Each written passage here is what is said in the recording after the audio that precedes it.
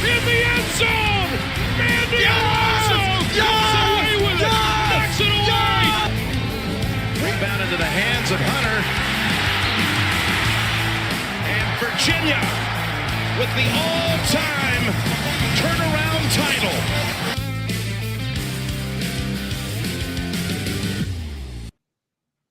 Hello, hello. Welcome on into another edition of the Cavalier Connection podcast. I'm your host, Jack Lowe, joined as always by Jay Ballard and my dad, Jeff Lowe. Tonight, we have a couple people joining us. The first one being from the Bull City Coordinators Show, fan of Duke, Ben Bird. Is that how you pronounce your last name? I'm sorry. Yep. Is it Byard? Just like Bird? Larry. Awesome. Just with a Y. Awesome. Awesome to have you, man. How are you doing tonight? I'm great. Thanks for having me on, guys. I'm looking forward to it. Yeah, Awesome. Ben, we're Jay? excited. ACC Tournament Week, it's always a fun time. I remember growing up as a kid, having the teacher roll the television into the classroom, and it was like a ritual every year. We get to watch the games, and so getting into Duke a little bit. Obviously, you guys had a great year this year. Give us a little rundown on your perspective on how the season's gone to this point. Well, I think the season's gone remarkably well. This might be an unpopular opinion because I do think, as you guys probably know, Duke fans are a little bit toxic, and we have this kind of nonsense about the standard and whatever. And unless you go to a Final Four, it's a wasted year, which is just stupid because Krzyzewski was there for 42 years and only went 13 times. You're going to tell me all the other years were wasted? I mean, that's just absurd. Right. Yeah. But what I think, honestly, about this year is, and I don't think it's talked about enough because nobody wants to hear Duke complain, but there have been a lot of guys missing game time, like around 35% of the games.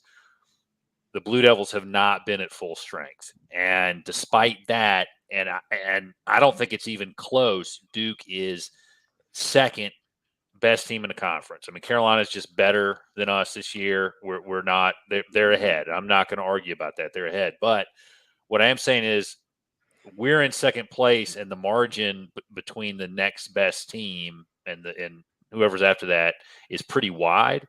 And that's resulted from Shire's tactical skills as a head coach, how he's developed Sean Stewart, how he's developed TJ Power, how you've seen him meld this lineup with Flip having to play a five, and he's just not a five. I mean, he's not a five.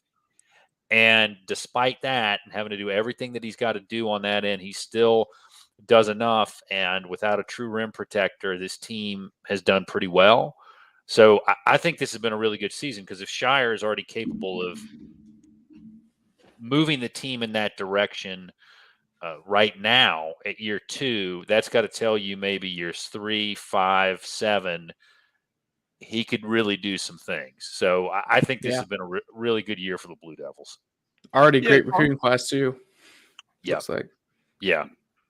Yeah, so what with Coach K, obviously the legend that he is, and Shire having to replace him, what would you say are the differences kind of in their styles? One thing that I noticed when Shire filled in a couple of times in K's last season or two, and Shire would step in, is he seems a lot calmer. He doesn't seem to be barking at the refs the way that kind of the old style of coaches, Jay, maybe the way you and I grew up, we remember seeing coaches coach, right? Right. That doesn't seem to be Shire's game, and he doesn't really seem to go after the players in the same way. And I shouldn't say go after the players, but K would get in people's faces. And Right. you would see a lot of that getting in their faces. And I remember, I think it was either Antonio Lang or Thomas Hill talking about how they had a very similar upbringing, the kind of neighborhoods they grew up in. So the way K would talk to him was different than he talked to other players. It doesn't seem like Shire does it in that same way, but he's clearly getting his message across. I mean, these guys are developed. They've had another really good year. And I think the way he communicates is different, although he has seemed to have to do a lot more to kind of at times wake these guys up, because they do seem to start sluggish and then they lock in. It's kind of weird, but it just seems like they're a team that just kind of adapts to what the other guys are doing, and then they, with the exception of games against Carolina, figure out a way to take control of the game.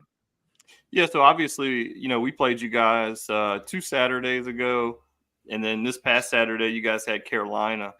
And I mean, I watched both those games, and as a UVA fan, we talked about in our post-game show when we had that, I hate to admit it because we're the third place team in the ACC, and athletically we look like a JV squad against Duke. Now, I don't think how we played that night was not indicative of the season we've had.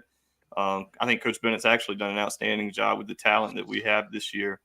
But what do you think of aside from obviously, like you said, Carolina just being a higher ceiling team, more talented, when you guys are playing really well versus a game like Carolina where you kind of came out and in that last game didn't play particularly well?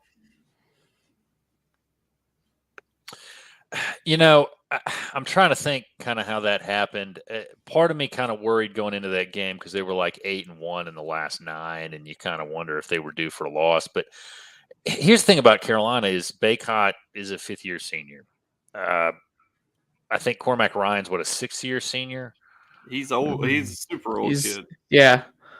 Yeah, and so that's hard to when you've got, and I'm not critiquing the guys that we have, but you've really seen this since 2011 to the present with Duke, is you run into an older experienced team. Tennessee last year, what happened, right? Yeah. And you've seen it a lot with these younger teams. This team's a little bit older, but with those experienced guys, and I don't remember what year RJ Davis is, although Duke has played him tremendously well. I think it's just, this is kind of what happens when you bring in a lot of guys who are only going to stay for a year or two, and you're playing against guys who have had time to get 2 degrees in college, right? Mm-hmm.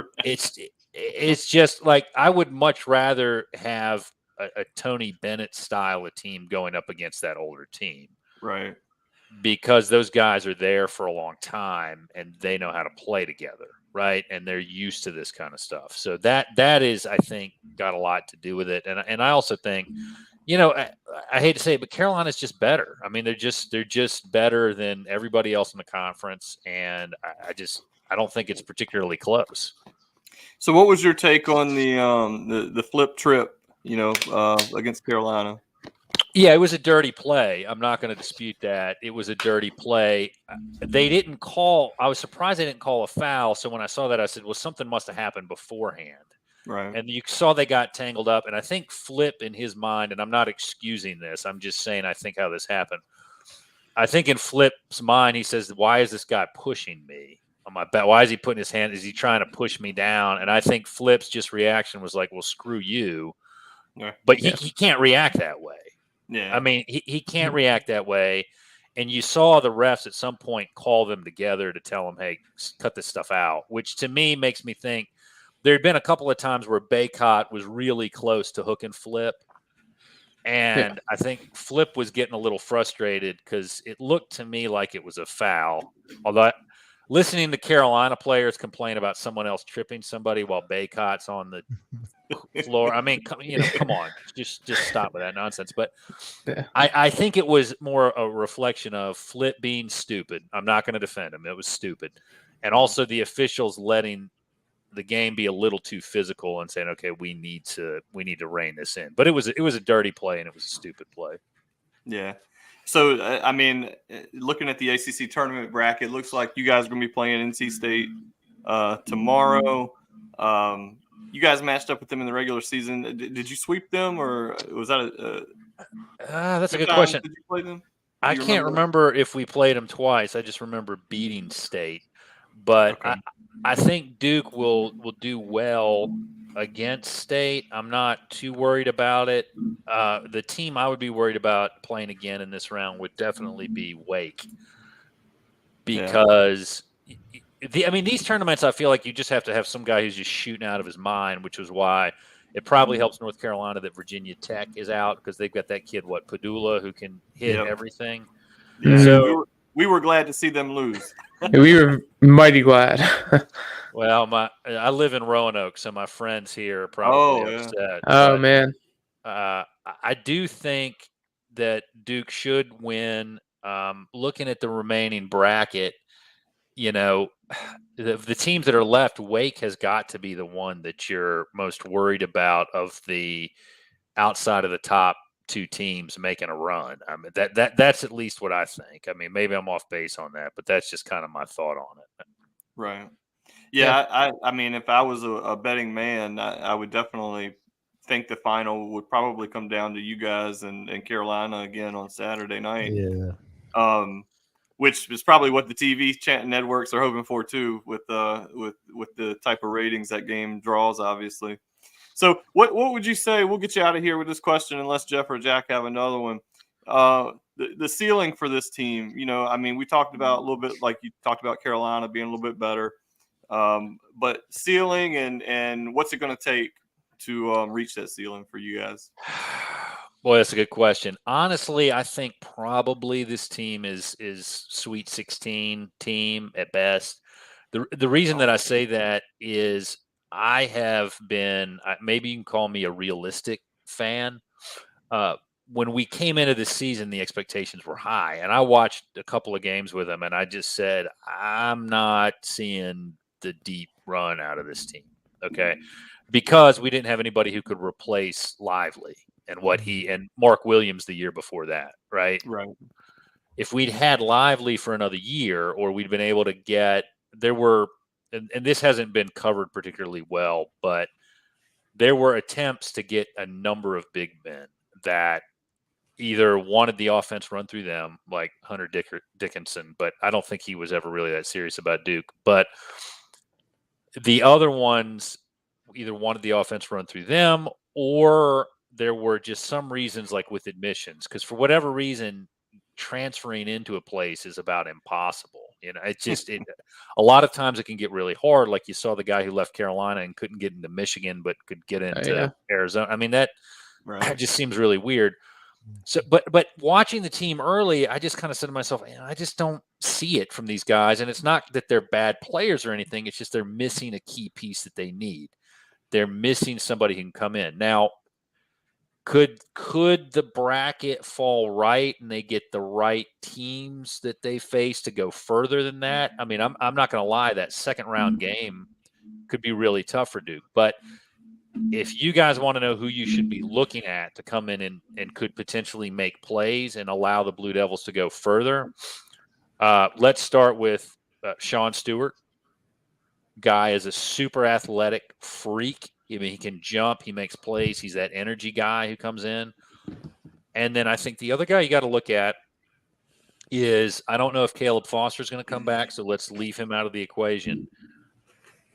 But let's look at TJ Power, who came in late against Carolina, hit a couple of big shots. And his impact on the game has been a lot more subtle. He's around the ball. He's making things happen near it, although he's not getting a rebound, but he's tapping the ball. Or he's directing a guy into another defender, but he's not making that great defensive play. He can make some moments. And then the last thing that's going to have to happen, and I should, Ryan Young, okay? When you get the ball and you're 6'10", just put it up in the basket when you're right there. Cut out this pump fake nonsense unless you're going to get the guy in the air and go into his chest and draw a foul. Stop kicking it out for threes. That cost us about 6 points against Carolina. Just put it in the hoop or get fouled trying to do it. So if he can stop with those pump fake dance moves near the basket, and I'm sure they're coaching him that way, so stop, just put it right there. Those are the three guys that are going to have to step up and make plays. Now, if Proctor or Roach just become March and April Proctor and Roach, then, look out. I mean, anything's possible. But you guys know, if you get that one player on your roster who's just lights out and can't be stopped, I mean, like Cormac Ryan was against us. You just couldn't stop him. Right. And if you can maintain that for a streak, I mean, anything's possible, Yeah, I was going to say, I was gonna say I'm a little more optimistic than you, but you just got to get hot for 6 games, and if the matchups fall your way, then I was gonna say you do have help on the way though. As a big, I seen you got a 7-1 recruit that just when did he just committed just a couple days ago, I believe it was. It was very recently, yeah. I said you've got 2 5-star centers coming in, so big time help. We need him. How big? What's Cooper Flag? He's a 2 guard or I think he's like 6'9", isn't he? Yeah, I think they list him. He's like one of those guys that you used to see listed as 6'12". So they, right. like they did with Kevin Garnett. But he, we'll see. But I think I had this kind of epiphany in 2014 or something. Maybe it was the Austin Rivers years. There's only so much you can expect from freshmen. I mean, that's true. Yep. So if Cooper Flag were to stay around, I think he would be the next Christian Laettner for you, but he won't. He'll be one. Oh, he's one and done. And seems like the type, yeah. As Virginia fans, I think so for us to win, we have to be an older team, and I think that's like the 2019. We won a national title with an older team. We're not one and done. We're not a one and done group, and so we were able to take advantage, and that's how we've been. I think Bennett's a good coach and coaching that defense, but we've been really successful because we've been able to stay a little older, and whereas like Duke, and it gives us an opportunity to compete against you guys. Whereas when Jay and I were kids, I mean, when we went to Cameron, we didn't have a shot. So when was that? What years were those? Who was the coach? In the 90s. Okay. Pete even Gillen, when we have a good Jeff Jones, Pete Gillen, Dave Lato. Timeouts.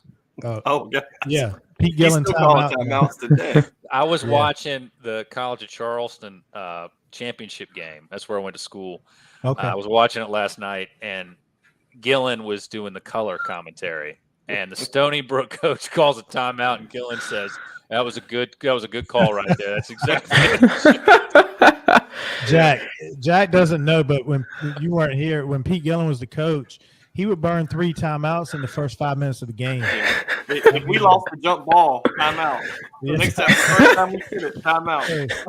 So when we would come to Cameron, like even our best teams, we went. Duke could come down, hit a couple threes. I hate to say we didn't feel good about it. You got Woj slapping the floor, and it's a tough environment, no doubt. Yeah. So with our team now, we really gotta get we need to be a little bit older, I feel like, and we've struggled the last few years. We've had to go to the transfer portal quite a bit, as many teams have, and we've had a lot that have transferred out as well. And so we haven't been able to develop that chemistry.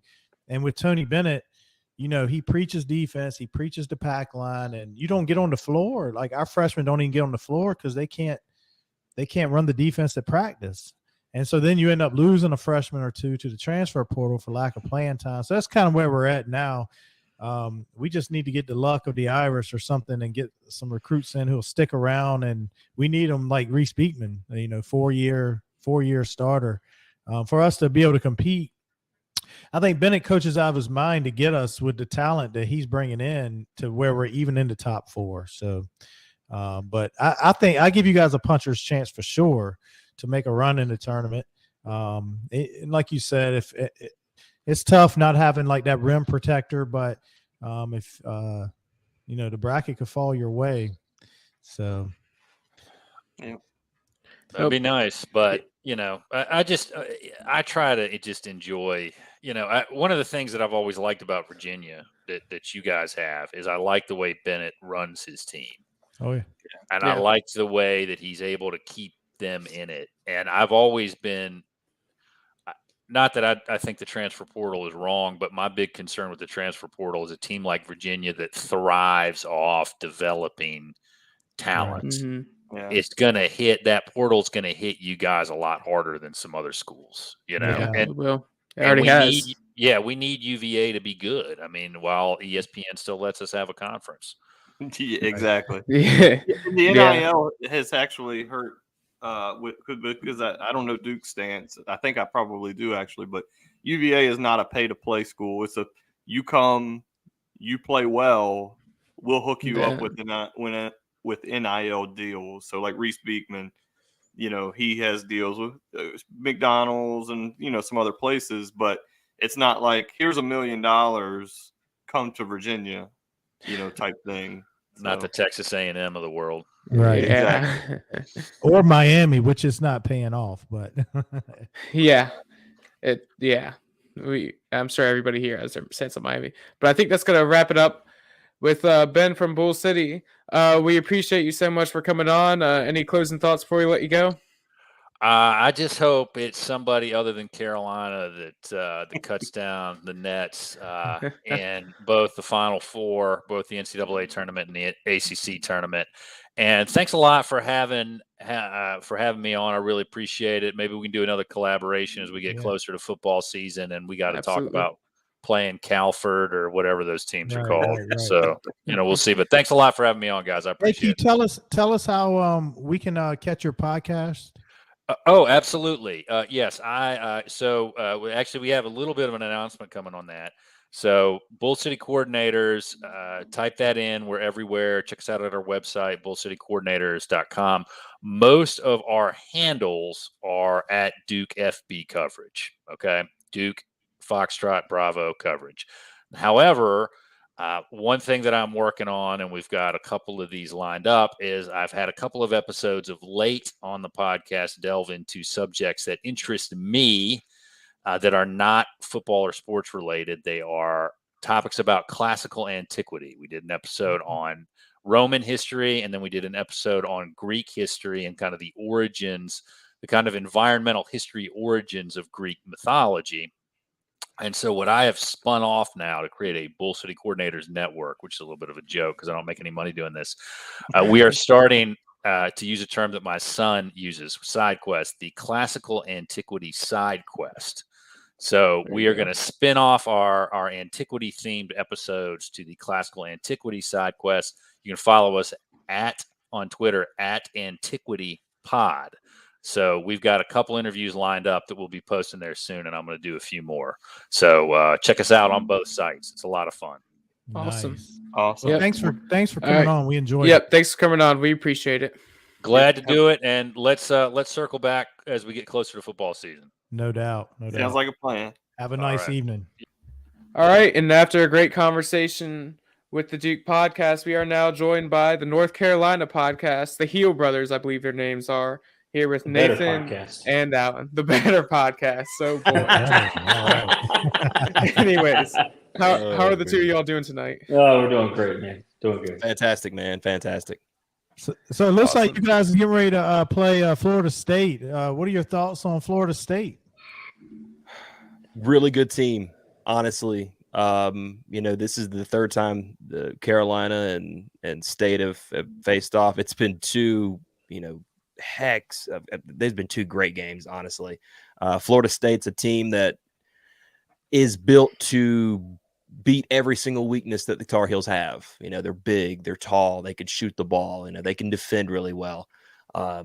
This is going to be a fight. And, it's the old saying goes, it's hard to beat a team 3 times straight. And, I think we're definitely going to see that. So North Carolina has a really good chance, and a higher probable chance, I think, than any other top seed, whether it be Duke or, Virginia or anybody else or even Pitt, that, they could potentially get beat.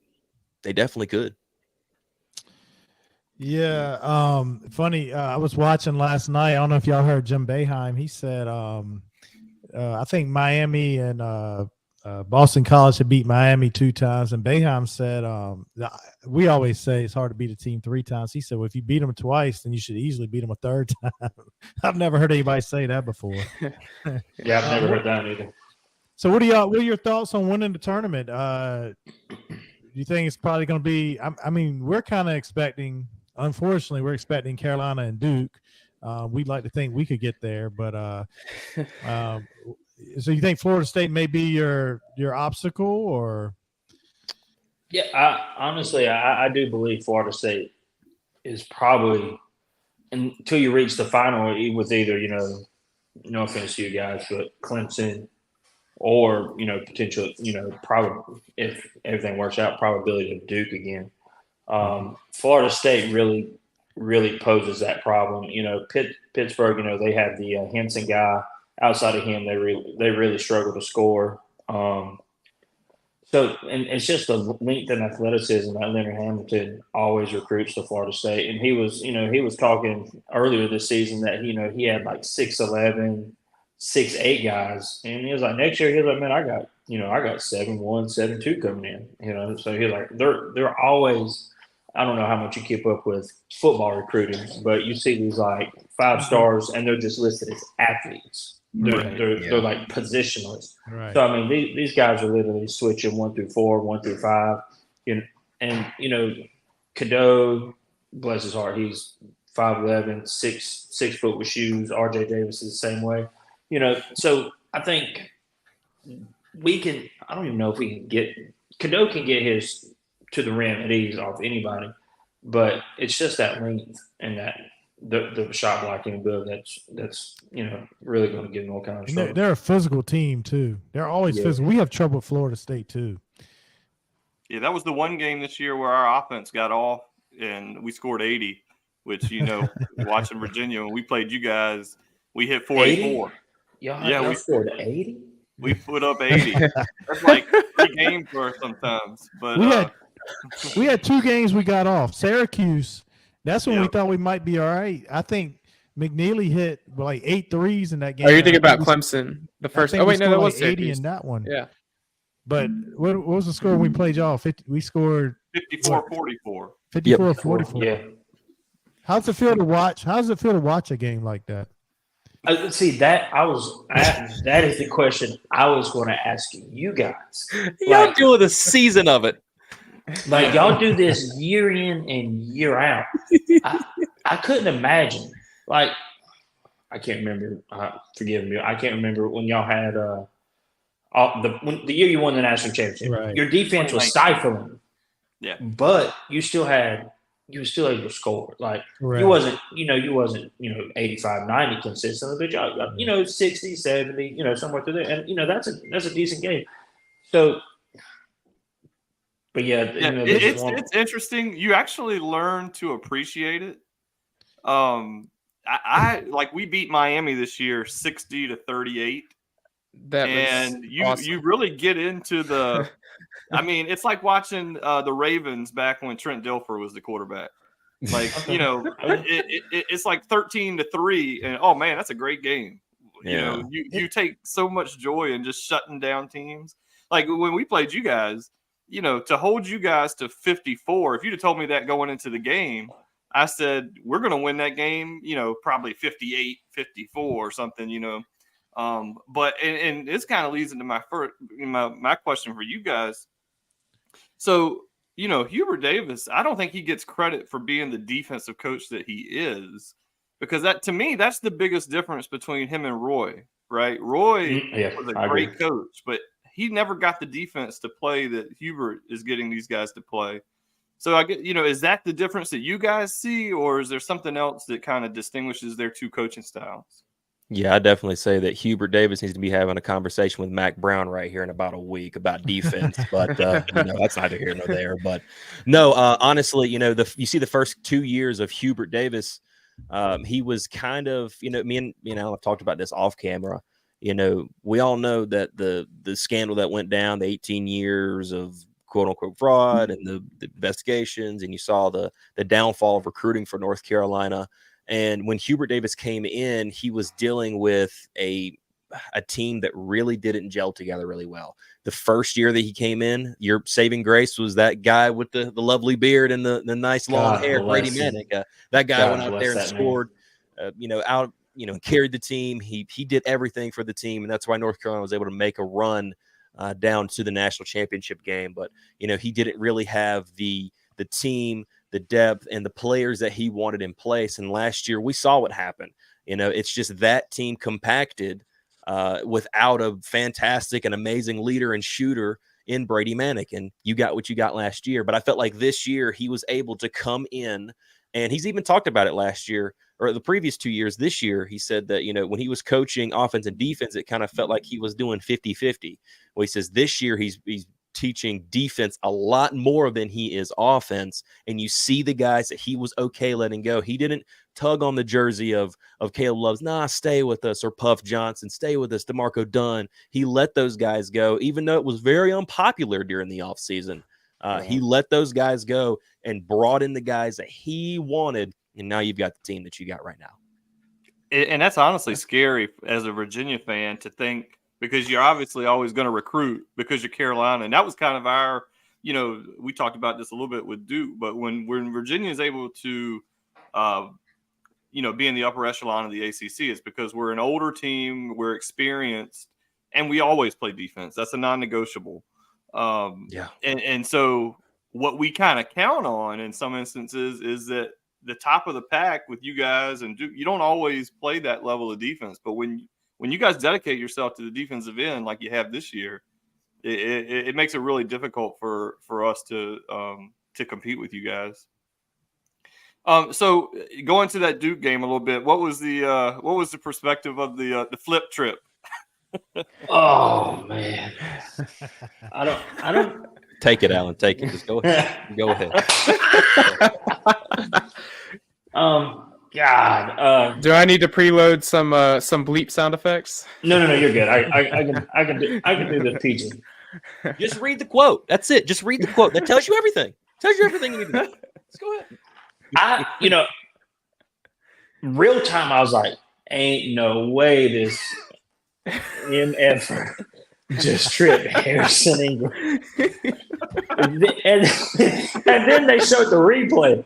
And I was like he literally looked back, saw Harrison was going over, lifted up his leg, stood up, and acted like either A, he slipped, or B, he was hurt. And we all know what he did. He grabbed the calf. Help. It's all that court storming injury. Hey, congratulations to the Duke medical doctors for getting him ready to play. They got the best medical staff right there. Duke, man. Absolutely. But I really didn't get upset until I heard his post game comments, and he was like, "I just slipped. I didn't even see it." He got some low feet, bro. And then Harrison Ingram's post game, he was like, "Well, I really didn't see it." He was like, "I believe he tripped me." He was like, "I went to Teddy Valentine and said, hey, I believe he tripped me." And he was like, and Teddy Valentine said he didn't see it. And Harrison Ingram said he asked Valentine. He was like, "Was you not watching the game?" And he said, "No." Teddy Valentine. Teddy, baby. The most senior referee in that game told Harrison Ingram that he wasn't watching the game and didn't see him tripping. Wow. Man, I was like, he kind of shows some shades of good old Grayson Allen. Grayson Allen. Yeah. Yeah. Hey, we was talking about that today while we was on the road because we both work for UPS. We was talking about it. He says, man, all that tripping energy, man, he's turned that into 3-point shots for the Suns right now. He's going nuts over there. Yeah, he is. Yeah. Look at him go. And I'm not a Grayson Allen fan by any means. That's I'm not either. That's probably on the bottom of the. There's a lot of players that you can dislike in the NBA, and I think he's at the top of the list there. So, and it makes it hard because I'd really like to see KD and Booker win a national championship. And I'm just watching them and Grayson's hit 7 3-pointers in the court. I was saying, thanks, but Jesus Christ, why couldn't you just keep Cam? Grayson's been playing well for Phoenix. He'll win you some money. You bet his 3-pointers, and he'll win you some money on DraftKings. He has. But what's scumbag? What's y'all's thoughts on for NCAA tournament? You think you guys are gonna get, if you win the ACC tournament, you're gonna be a 1 seed, right? Honestly, we have to win tomorrow. Yeah, and we probably have to win. I think we're a 1 seed if we make the final. Honestly. Because they're Arizona or Tennessee. Well, if only there was a game, to decide between Tennessee and North Carolina. Tennessee's currently ranked higher than Tennessee and Arizona in the AP poll. Right. We beat Tennessee, but then, Joe Lenardi, Dalton Connect wasn't in the game for the last 30 seconds. Okay. Right. So I think we're good.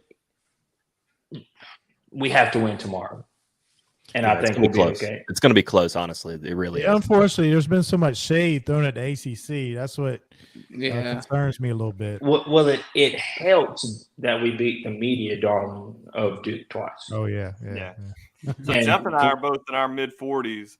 And, and I don't know exactly how old you guys are, but, growing up, the ACC was the SEC in football, and Virginia is, we're 13-7, third place alone in the ACC. We beat Clemson at Clemson. And I can't figure out for the life of me how we're on the bubble. We beat Florida on a neutral floor. We had a lot of blowout. A&M at home. We had a lot of blowout losses, and that's where they're hurting us, I guess, in the net. When we lost big. But I'm like, how can a third place team in the ACC? I mean, they're treating us we're like not guaranteed it at all. Like if we lose tomorrow, we're done. I think we're done if we lose tomorrow. I don't think Clemson's on the bubble. Last time I looked, it looked No, like they're in. They're 100% confirmed. They're confirmed. Really? And y'all are on the. I did not know. Now this is news to me. Well, that's like Wake Forest. Wake Forest is 21st in the net. Once they beat Duke, they were in the tournament, but then they lost 3 straight. Right. And I'm pretty sure Leonard has done kicked them out again. Yeah, we're in the last 4 in. They have us going to Dayton right now. They have us. So they have us playing to play in. What? Well, Virginia could probably win the play-in because I don't. That's either the best thing or the worst thing for Virginia. It's that defense. People aren't used to that level of defense for 40 minutes. Right. Yeah. So we like the analogy of we're the 40-year-old guy at the YMCA that doesn't know that everybody's not trying hard, but they are. And you don't want that guy guarding you. Just go guard somebody else, man. We're just having fun. I mean, you got Reese Beekman, 2-time defending defensive player of the year. Yeah. Ryan, what is his name? Ryan Young? Ryan Dunn. Ryan Dunn. Yeah. Yep. It looks like he's going to be the next Reese Beekman. So, I mean, Tony Bennett goes out and finds these guys that don't mind scoring games in the 40s and the 50s, but loves to play defense. Yeah. Yep. Yeah, that's the tough thing. They play that defense, and I think these guys are coming in and they're shooters coming out of high school, but when you get in this style of an offense, sometimes you can't get into a rhythm.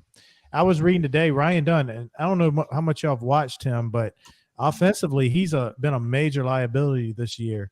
And he said he was recruited out of high school and was recruited. They were saying he couldn't play defense, but he could score. And he said he could shoot the corner 3 with his eyes closed. He said, I can shoot that shot. Well, I don't remember I think it was the Carolina game. I think he shot 3 air balls from 3. And he'll shoot if he gets to the foul line, he's going to shoot an air ball at the foul line. If I'm trailing Virginia by double digits with 8 minutes to go, I'd hack a Dunn every time. And I'm telling you, he might be 2 for 15. You can get right back in the game. Is he a freshman? He's a sophomore. He's a sophomore. He's a projected lottery pick for next year for the draft. Really? But just strictly on his defense and athleticism, what they project. And possibly in a different offensive set, he's probably going to, if he gets out and runs, he's a guy that, he's made some spectacular dunks in his time and spectacular plays. But, I mean, the defense lags off of him like the NBA lags off of Ben Simmons. If he's got the ball top of the key, you're back inside the paint. You're lucky if that he's the court. Well, that's kind of like Jalen Withers for North Carolina. He hit a lot of 3-pointers last season for Louisville. Deep 3-pointers too. Oh, wow. And I think he was shot like 35, in between 35 and 40% last year for Louisville. He was basically the only player that Louisville had last year. Mm-hmm. He come to North Carolina and he's might have hit 2 or 3, but some of his misses are terrible. It's bad. Like air balls, like off the side of the back, like not like squeaking the glass, right. Like hitting like the rubber padding that you don't want to hit your head on. Right. For people that jump that high. I'm not getting up that high. No, but yeah, that's how Ryan Dunn. Yeah. I got one last question, and we'll get you out of here. So we're all Commander fans. So what are the thought? What are we getting? Are you guys Commander fans too? I'm a I'm a Rams fan, but Okay. Sam Howell, I absolutely love him. Oh yeah. We like Sam Howell. It looks like we may end up with your guy Drake May too. So what's y'all's? When Carolina played Duke at Carolina, I'm like, dang, Sam Howell and Drake May are side by side, sitting in the stands. I think they both may be our quarterbacks on the roster next year. What's your thoughts on Drake May coming to Washington? That would be unfortunate because Sam Howell, I think, is good enough to start in the NFL. Unfortunately, the games that I've seen for the Commanders, he had the same problem in North Carolina as he had with Washington.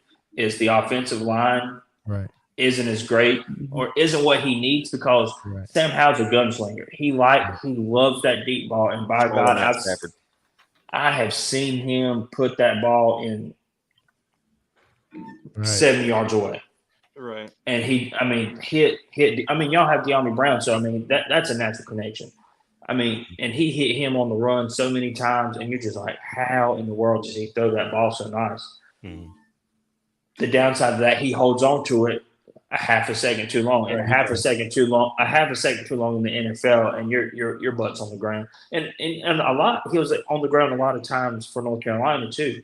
But Drake May, he has a great deep ball, but he doesn't mind the check down. Yeah. And so I think Drake May would, if y'all had both of them, unfortunately, Sam Howell's probably going to take second string. And I do believe that Drake May would be the starting quarterback. Right. And he's bigger. He's a little faster. He's a little more mobile. But, they're cut from the same exact cloth. They're going to put their body on the line. They're going to give you every ounce of everything they can get. So if you get both of them, you got two good ones, but it's just really unfortunate for Sam Howell that he's going to have to sit behind somebody. Yeah, I can't stand the and we all remember Mitchell Trubisky and what happened there. We get that. We understand, what that was. Personally, I think that had a little bit to do with you're going to the Chicago Bears, and that's a death sentence. Look at Justin Fields. There you go. Justin Fields the same way. And everybody's talking so high about Caleb Williams, and that's great. But let's see him get into the Bears offense if that's who they're going to take. At the end of the day, we don't know exactly how that's going to go. But you get Drake, in my opinion, you get a guy that's going to buy into the team. He's going to go. He's going to give you every single bit. He's going to try and do anything he can to go win football games. That is what he does. Even when he's hurt, he won't let you know it. He just goes out there and he balls. I think he has a really good awareness in the pocket, a good pocket awareness, and understands okay, this thing's collapsing, and he will find a way, just like Patrick Mahomes does. Patrick Mahomes will start getting swallowed up by D linemen and just pop out, and all of a sudden he's picked up 10, 15 yards just on his own. He's 6'4", 6'5". 6'5". And the game against you guys, speaking of injured or not hurt, nobody knew it. I didn't know. Nobody. He sprained his ankle the week of the Virginia game. Couldn't walk. Oh wow, I didn't know that. I didn't know that. We didn't know it either till 2-3 weeks later. Could not walk until didn't practice, didn't do anything, and he was played the game. And it kind of showed because our offense was kind of iffy. But good defense. I'm not going to take that. Y'all played great. Y'all played a great game. But it all made sense when you saw Drake May kind of getting started, just got sitting in the pocket trying to make throws, and he really wasn't running. He couldn't walk. Yeah, I was at that game. I was experiencing cool stuff. Yeah, that's a tough one. Saturday Night Football at Carolina. That's the only thing that would make me nervous. I was like, we're a 3-win team and we beat Drake May at Carolina in prime time. But I like Sam Howell. I think Sam Howell's an NFL quarterback for sure. He had the unfortunate. You say the Bears is a death sentence. I hate to say it. I'm a Commander fan, but we've been a death sentence to quarterbacks too. Well, I didn't want to bring that up. We're hoping. Robert, you're too kind. Robert Griffin, that was sad. I've felt that Robert Griffin. That was. That was peak when I was interested in NFL. Right. And you saw everything Robert Griffin was doing. And then he got hurt, and then they rushed him back on the field because he was doing so good. Then it was just detrimental. He just never was the same. Kind of like Derrick Rose. Yeah. Yeah. We hope that we have new ownership, which was desperately. Don't get Tepper. Don't let Tepper buy them. What's that? Don't let David Tepper buy the Commanders. Oh no! Don't let him. You gotta buy a candy bar. Stand out there and protest. Yeah, you gotta stand out and pick it. No, David Tepper. No. Yeah, he's probably just I'm a Panther fan. Last name is Tepper. You got to go. I don't care what your first name is. I don't care if you're related or not. Tepper got to go, bro. Right. Seriously. But Sam Howell, he had no protection last year at all, and like you said, there were times he would hold on to the ball a little bit too long, and but I mean, the man would drop back, and he was on his rear end as soon as he drops back because the protection just wasn't there. Yeah. And unfortunately for him, we were so bad, we got the second pick. So you got a new coach, new ownership. They want to, make their new offensive coordinator. Guy. So we'll see. We were just interested to hear your thoughts on Drake May. So how do you like Dan Quinn? What do you think about that game? It'll be interesting. We'll have to see in game. He's a Cowboy, but I don't expect too much. But he could be a surprise. You never know. That do y'all like the Commander's name? Does that ring? No. Good? We're not fans. If it wasn't for the Redskins name, I'd like it. Like if it was the original name, I'd like it fine. But because it was the Redskins for so long, you just can't change it. Yeah. It really looks like the Eagles have revamped. Oh my God. That's something. I mean, they're saying Saquon's changing the whole team. So I was texting. I think it was Jeff and Jack earlier. I said our best signing to this point was McManus. We got a kicker. Hey man, he might win you a ball game or two. I'm not kidding. We haven't had a guaranteed kicker in my whole lifetime, basically. Wow. We did get Bobby Wagner today, so I think that was a really good sign. Oh, y'all did pick up Bobby. Yeah. Nice. So, nice. I think got he Frankie was, Movie the other day. So a lot of Rams guys were talking like, "Oh, should we have a reunion with Bobby?" I said, "No, that experiment just did not work right." Yeah. More power to him. No, he's still a good ball player. Y'all got a good player. Yeah. That's like Jalen Ramsey. Hey, he was able to be on my team and squeeze me out of chip. That's all I care about. Hey man, if it wasn't for Aaron Donald, that's why Jamar Chase was streaking behind Jalen on the last play. Oh yeah. Well, we just want to be. As a Rams fan, with McVay, you look at that coaching tree. Yes. In the year that Griffin was the quarterback, his rookie year, you look at who was on that squad. I know, dude. With the coaching staff, it's unreal. I think there's 7 NFL head coaches. I got it right here. When I went to spring training that year, I could pull it up. Keep talking. I gotta find it. But it's ridiculous with all the guys that were on that staff that are now NFL head coaches. Yeah. But I mean, it's great, man. I'm glad you guys coughed him up to us, man. Everybody at the time when we hired him. I was so done with Jeff Fisher. It just, oh my God, the NFL was done with out. Oh my God, he went to the Michigan Panthers. It's the USFL team now, the USL or whatever they're called, Right. and they won 2 games there, and they fired him after the first year. Right. I mean, come on, bro. He's coaching like 1960s football. I don't know No what joke. he was doing. He was on that Bears team. Everybody, the 80 some odd 85. Bears, 85 Bears that everybody, talks about so much. And I guess he's just so, fascinated with that team since, I was on there, my dad was coaching, and here we go. And that's my style of no, bro. Like you had Case Keenum, Nick Foles, and God bless, who's the other one? Sam Bradford as our quarterback. Come on, right? Hey, Nick Foles is a Super Bowl champion. Beat the GOAT. That's right. But we'd like to get into the conversation. Yeah. We haven't been in the conversation in a long time. When RG3 was I haven't experienced a playoff win in my lifetime. I cursed the team. So yeah, Jack was born and the team got cursed. But I'm not gonna lie, I was rooting hard for you guys this year. I'm a Panthers fan, so I'm still just wishing Cam Newton would have jumped on that fumble. That's tough. You guys have Deontay Johnson now. Do you think you have a quarterback? Because I gotta be honest, as the first pick, I was like, he don't look the part. No. Bryce Young was not the answer. Oh my God. Well, that's the funny thing. They wanted C.J. Stroud, but you know who overruled that? Tepper. David Tepper wanted Bryce Young. Tampered. Can't stand that, bro. Yeah, for the longest time, Stroud was the guy, and then like you said, those reports came out. Well, there's some, it seems like the owner's getting involved, and he may like Young more, and we so have small. another version of Jerry Jones. Small. He's so small. And everybody's like, oh, well, he played in the SEC. He's used to throwing over big people. Yeah, but not everybody in the SEC is on an NFL roster. That's right. They're bigger and they're faster. Yeah. And he's smaller.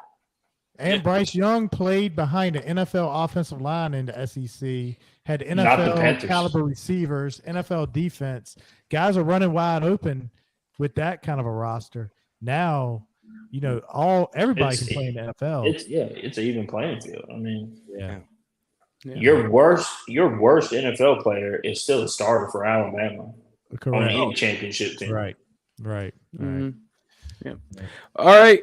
Well, we appreciate you guys coming on. Had a great time talking with you guys about the bracket coming up and the ACC tournament. So for those who don't know, where can people find you guys' podcast and you guys' stuff?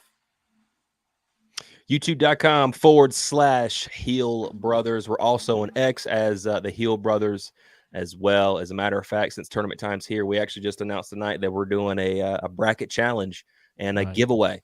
So if you guys are free and you guys want to, you guys can hop in and do the March Madness bracket with us and have a chance to win up some pretty cool prizes. We put it all up on our Twitter and our YouTube page, so be sure and go check that out. Really good stuff.